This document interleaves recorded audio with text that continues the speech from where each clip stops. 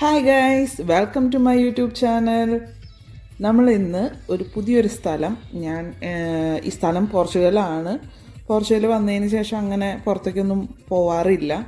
അപ്പോൾ ഞാൻ വിചാരിച്ചു എന്തായാലും വെക്കേഷനാണ്, അപ്പോൾ പുറത്ത് പോകാമെന്ന് വിചാരിച്ചിട്ട് ഞാൻ പോയൊരു സ്ഥലമാണ്. സ്ഥലത്തിൻ്റെ പേര് നസ്ര എന്നാണ്. നസ്ര എന്ന് പറയുന്നത് ഏറ്റവും വലിയ തിരമാല ഒരു കടലാണത്. അവിടെ ഏറ്റവും വലിയ തിരമാല വരുന്ന ഒരു സ്ഥലമാണ് നസ്ര എന്ന് പറയുന്നത്. അവിടെ അത് കാണാനാണ് പോകുന്നത്. തിരമാല ഉണ്ടോ ഇല്ലയോ എന്നൊന്നും അറിയില്ല. എന്തായാലും എനിക്കത് കാണണം. ആ ഒരു ടവറിൻ്റെ അവിടെ പോകണം എന്നൊക്കെ ഭയങ്കര ആഗ്രഹമായിരുന്നു. അപ്പോൾ എന്തായാലും നമുക്ക് അങ്ങോട്ട് പോവാം. അങ്ങോട്ട് പോയിട്ട് എന്താ പറയുക, നസ്ര ബീച്ചും എന്താ പറയുക, ആ ടവറും ലൈറ്റ് ഹൗസ് പോലുള്ള ആ സ്ഥലങ്ങളും, പിന്നെ അവിടെ ആ തിരമാലയിൽ കുറേ ആൾക്കാർ വന്നിട്ട് സർഫിങ് ചെയ്യുന്നതും എല്ലാം നമുക്ക് കാണാം. സർഫിങ് ഇപ്പം ഇല്ല, അതായത് അതിനൊരു ടൈമൊക്കെ ഉണ്ട്. അതായത് ഇപ്പോൾ നമ്മൾ അങ്ങനെ ചെയ്ത് റെക്കോർഡ് ഇട്ട ആൾക്കാരുണ്ട്. അതായത് 100 ഫീറ്റിൽ വേൾഡ് റെക്കോർഡ് ഇട്ടതെല്ലാം അവിടെയാണ്. അപ്പോൾ ആ റെക്കോർഡ് ഇട്ടതിൻ്റെ അവർ സർഫ് ചെയ്ത ഇതൊക്കെ അവിടെ ഒരു എക്സിബിഷൻ അല്ല, അവർ കാണാനായിട്ട് ഇങ്ങനെ വെച്ചിട്ടുണ്ട്. അപ്പോൾ അതും അങ്ങനെയുള്ള കാര്യങ്ങളെല്ലാം നമുക്ക് കാണാം. എനിക്കും വലിയ ഐഡിയ ഇല്ല. ഞാനും ഈ ഗൂഗിൾ ചെയ്തിട്ടുള്ള കാര്യങ്ങൾ അങ്ങനെയൊക്കെ വെച്ചിട്ടാണ് നമ്മൾ നോക്കിയിട്ടാണ് പോകുന്നത്. എന്തായാലും തപ്പി കണ്ടുപിടിച്ച് എന്താ പറയുക, അവിടേക്ക് എത്തണം. ശരിക്ക് എന്താ പറയുക, ഞാൻ ആദ്യം വിചാരിച്ചിരുന്നത് ഇപ്പം ഈ കാണിച്ചുകൊണ്ടിരിക്കുന്ന ഏരിയ ആണെന്നാണ്. പക്ഷെ അതല്ല ആ ഏരിയ. അത് പിന്നീടാണെങ്കിൽ മനസ്സിലായത്. നമ്മൾ ചോദിച്ചറിഞ്ഞ് നമ്മൾ പോവാത്തൊരു സ്ഥലമായതുകൊണ്ട്, പുതിയൊരു സ്ഥലം എക്സ്പ്ലോർ ചെയ്യുന്നതുകൊണ്ട് കണ്ടുപിടിച്ചിട്ട് വേണം പോകാനായിട്ട്. അങ്ങനൊരു പോക്കായിരുന്നു. അതുകൊണ്ട് തന്നെ ഈ വീഡിയോ ഇച്ചിരി വലിയൊരു വീഡിയോ ആണ്. കാരണം നമുക്ക് തപ്പി കണ്ടുപിടിച്ച് പോയതാണ്. അങ്ങനെ ഞാൻ അങ്ങോട്ട് പോയതിൻ്റെ വിവരങ്ങളും മറ്റു കാര്യങ്ങളൊക്കെയാണ് ഇതിൽ കാണിക്കുന്നത്. കുറച്ച് ഈ ഭാഗവുമായി ബന്ധപ്പെട്ട കുറച്ച് കാര്യങ്ങളും കൂടി ഞാൻ ഇതിൽ ആഡാക്കുന്നുണ്ട്. അപ്പം നിങ്ങൾക്കത് ഇതിനെപ്പറ്റി അറിയാൻ കൂടിയാണ് ഇതിൽ ആഡ് ചെയ്യുന്നത്. ഓക്കെ, അപ്പോൾ നമുക്ക് ഈ സ്ഥലമൊക്കെ കണ്ടിട്ട് വരാം. അതിൻ്റെ ഇടയിൽ ഇങ്ങനെയുള്ള കുറച്ച് കാര്യങ്ങളും കൂടി, കുറച്ച് അറിവുകൾ ഇരിക്കട്ടെ എന്ന്. Big waves through the winter, so does the North Atlantic as we zoom in here to the western shores of Europe. That fishing town of Nazaré now becoming a famous big wave icon. There is your overview of the town itself, and there's the split between the South Beach, which remains virtually flat no matter how big the swell energy, and how it squeezes into the Praia do Norte. This, of course, was the scenes of the big wave tour just a few days back. Here's the mechanics of how the wave works, from basically 10 foot through to possibly one day 100 foot. Well, the Nazaré Canyon is a absolute amplification machine. And surfers worldwide know the value of an offshore canyon.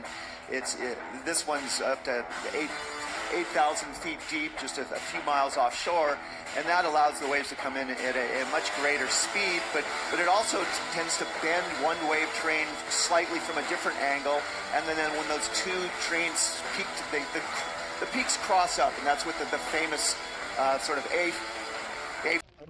ഇനി നമുക്ക് ഞാൻ പറഞ്ഞല്ലോ, കുറേ പേര് വന്നിട്ട് എന്താ പറയുക, അവിടെ ഇത് സർഫ് ചെയ്തിരുന്നു. അതിൻ്റെ കുറച്ച് കാര്യങ്ങളും കൂടി വീഡിയോസായിട്ട് കാണാം.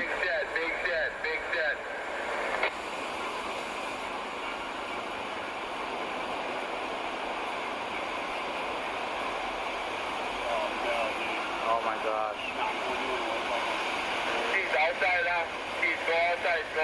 God.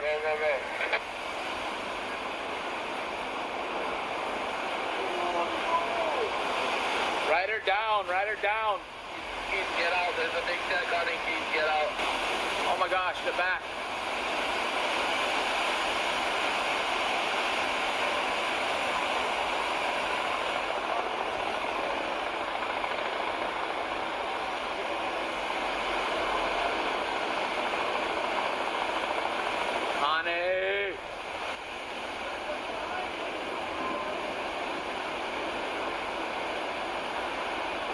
Look at this. This is the biggest wave.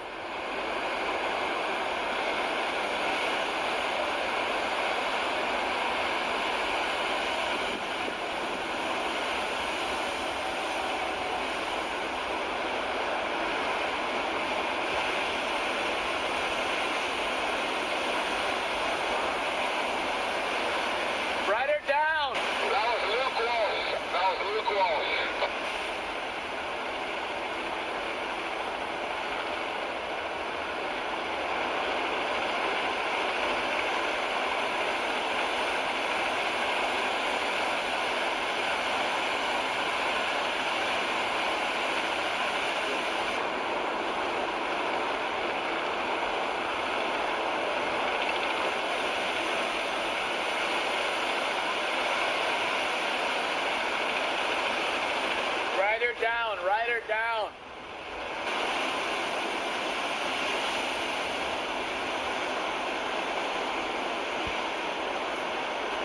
Holy crap.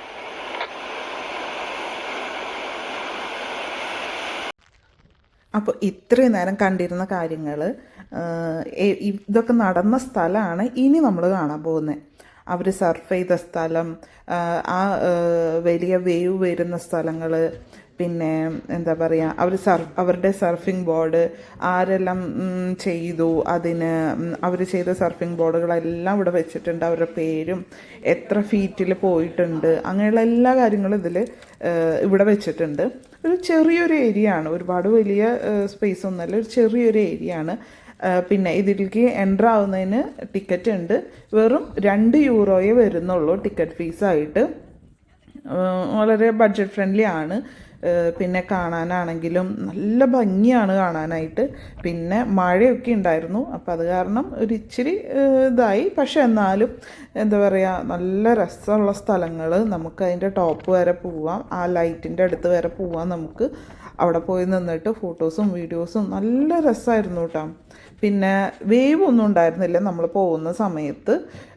കാരണം നമുക്കത് എന്താ പറയുക, ആ ഒരു സീസൺ അല്ലെങ്കിൽ സീസൺ എന്നല്ലല്ലോ, അതിനൊരു ടൈമൊക്കെ ഉണ്ട് വേവിന്. അതിൻ്റെ ഒരു ടൈമും സർഫ് ചെയ്യണ ഒരു ടൈമും കാര്യങ്ങളൊക്കെ ഉണ്ട്. നമ്മൾ പോയി, അടിപൊളിയായിരുന്നു.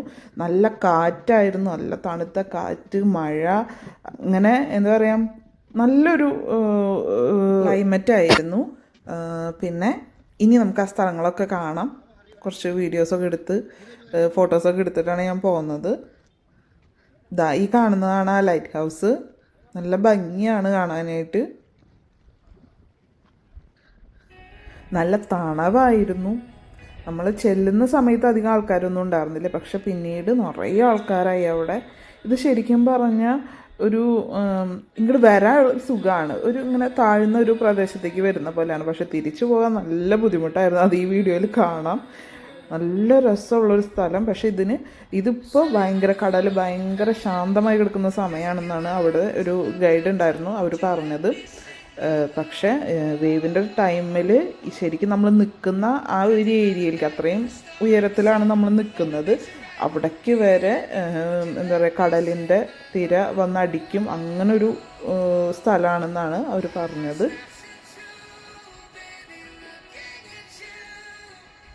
പോണ പോക്കിൽ എൻ്റെ ഒരു കുടയും നാശമായി. കാരണം അത്രയും കാറ്റായിരുന്നു, തണുത്ത നല്ല അത്രയും കാറ്റായിരുന്നു. എൻ്റെ കുട ഒടിഞ്ഞ്.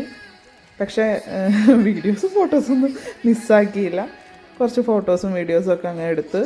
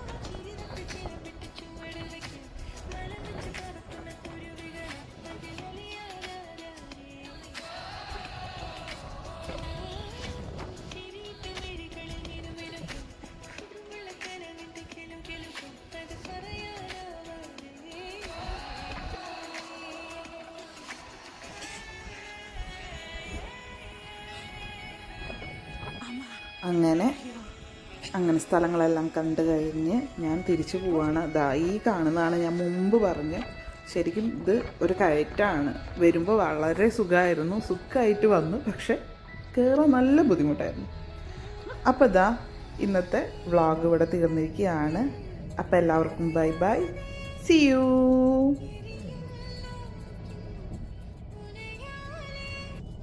Thank you.